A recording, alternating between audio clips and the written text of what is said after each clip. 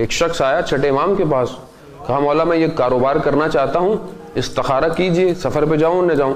امام نے استخارہ کیا, استخارہ بد آیا, یعنی منع آیا. خوب چلا گیا وہ سفر پہ دیکھا اس نے بہت کمایا, بہت تجارت اچھی ہوئی, آیا مولا کی خدمت میں, کہا مولا آپ نے تو کہا تھا استخارہ ٹھیک نہیں ہے, مگر مجھے تو بڑا پروفٹ ہوا.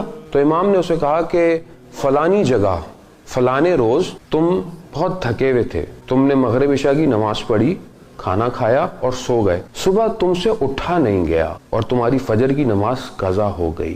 اب تم پوری دنیا کے خزانے جمع کر لو, تم اس ایک نماز کی قیمت ادا نہیں کر سکتے. روایت ہے ازواج رسول خدا سے کہ جب اذان کا وقت ہوتا تھا ہم نے نبی کے چہرے کے رنگ کو تغیر کرتے ہوئے, چینج ہوتے ہوئے پایا ہے. یعنی جیسے ہی اذان نماز ہوتی تھی حالت بدلنا شروع ہو جاتی تھی, نماز کی طرف چلے جاتے تھے.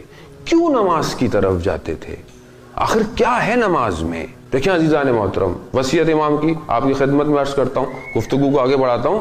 امام نے اپنے وقت شہادت اپنے گھر والوں کو جمع کیا اور کہا کہ ہم لا تنالو شفاعتنا, ہم ان کی شفاعت نہیں کریں گے جو نماز کو ہلکا سمجھے گا. یہ نہیں کہا کہ جو نماز نہیں پڑھتا, نہیں, یہ کہا کہ جو نماز کو ہلکا سمجھنا کیا ہے کہ میں کوئی کام کر رہا ہوں, میں بات کر رہا ہوں, میں دوستوں کے ساتھ بیٹھا ہوا ہوں, نماز کا وقت ہو گیا ہے, میں اپنی باتوں میں مصروف ہوں, میں ٹی وی دیکھ رہا ہوں, میں میچ دیکھ رہا ہوں, کرکٹ کا میچ دیکھ رہا ہوں, بہت شوق سے دیکھتے ہیں ہم لوگ, ٹھیک ہے, میچ دیکھ رہا ہوں, نماز کا وقت ہو گیا ہے, نہیں ابھی ایک اوور ہو جانے دو, بعد میں پڑھیں گے. یعنی یہ کیا ہے؟